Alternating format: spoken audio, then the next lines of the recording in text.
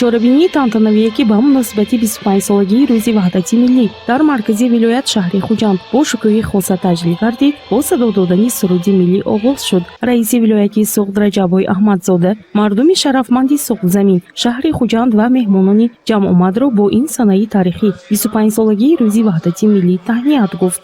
ва ифтихори 25-умин солгарди рӯзи ваҳдати миллӣ самимона табрику муборакбод гуфта бароятон сиҳату саломатӣ, умри дароз, хушиҳои зиндагӣ ва саодату сарбаландӣ таманно дорам.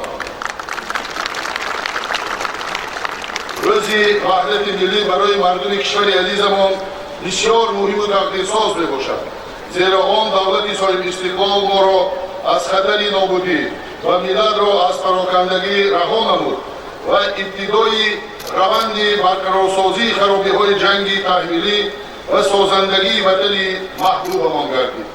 боиси таъкид аст ки имсол аз санаи ба имзо расидани созишномаи сулҳ ва ризояти миллӣ ки барои ҷомеаи мо дастоварди ниҳоят арзишманд ва ҳисоб рафта асоси суботи сиёсӣ ва ваҳдату ягонагии ватани маҳбубамонро поягузорӣ намуд, чаҳоряк аср сипарӣ гардид.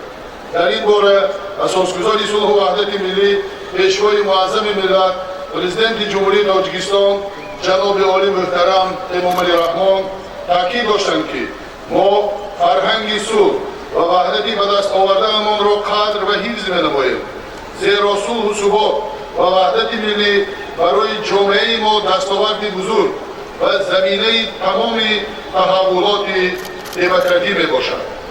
Раҷабой Аҳмадзода баён дошт ки таҷлили рӯзи ваҳдати миллӣ дар соли ҷашни муқаддасу бузурги миллиамон 30-солагии иҷлосии тақдирсози миллат ҳамчун рӯйдоди сарнавиштсоз на танҳо ба хотима ёфтани мухолифатҳои мусаллаҳона ва ҷангу хунрезиҳо, балки ба таъмин гардидани сулҳу субот, оромиву осоиштагӣ, бунёди давлати демократӣ ва тантанаи адолату ҳақиқат мусоидат намуд. дар амал татбиқ гардидани қарорҳои ин иҷлосияи воқеан тарихӣ имкон фароҳам овард ки дар кишвари маҳбубамон ҳамдигарфаҳмӣ ва ризояти миллӣ пойдор гардида рукнҳои давлати демократӣ, ҳуқуқбунёд ва дунявӣ барқарор гардад.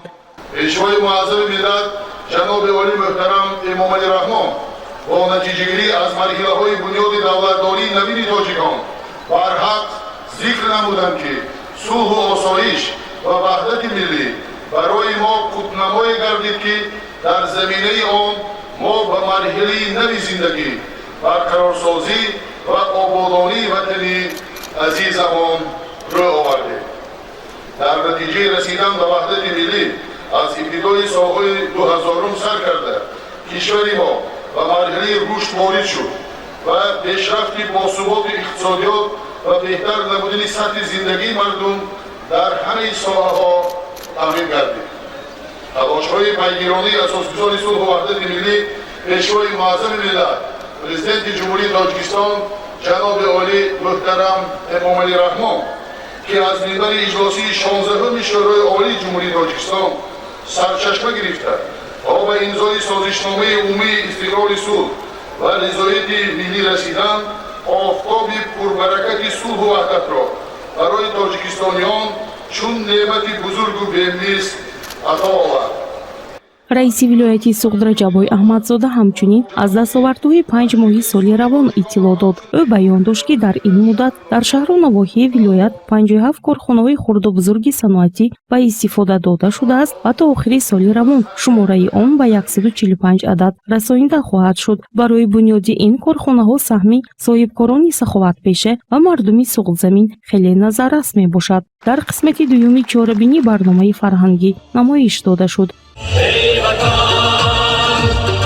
وطن ای کشوری آزادگان ای وطن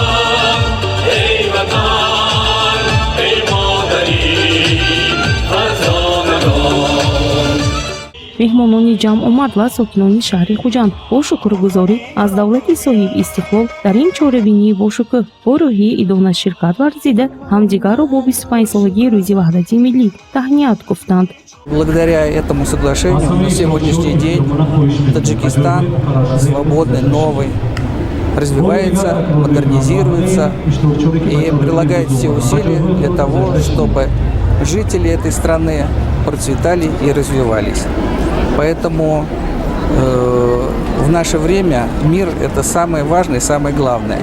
И жители Таджикистана лучше всех знают, что такое мир на земле. Поэтому я еще раз поздравляю всех с этим замечательным праздником, с юбилеем, здоровья, успехов, процветания и долголетия. خواهان آنم که در هر یک خاندان ما همیشه وحدت باشد، خواهان آنم که تاجیکستان همیشه تنج آرام باشد، خواهان آنم که همیشه ما به پیش رویم. تاجیکستان از همه در تمام دنیا یکمی باشد و همیشه ایدی وحدت بین ما باشد. با مناسبت 25 سالگی وحدت ملی در برابر صنعتکاران شناخته ولایت سوق در این چهاربینی با شکوه همچنین سرایندگان محبوب ولایت جیزخ جمهوری ازبکستان نیز برآمد نموده تحبه حاضرین را بالیدست ساختند.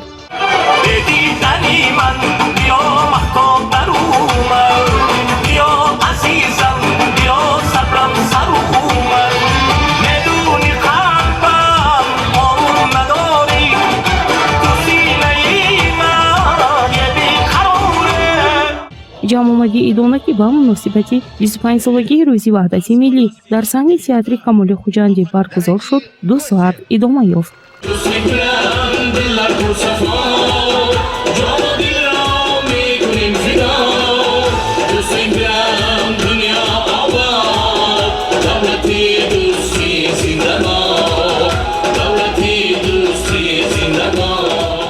Munisa Atayeva, Ravshan Tohirov, Азия.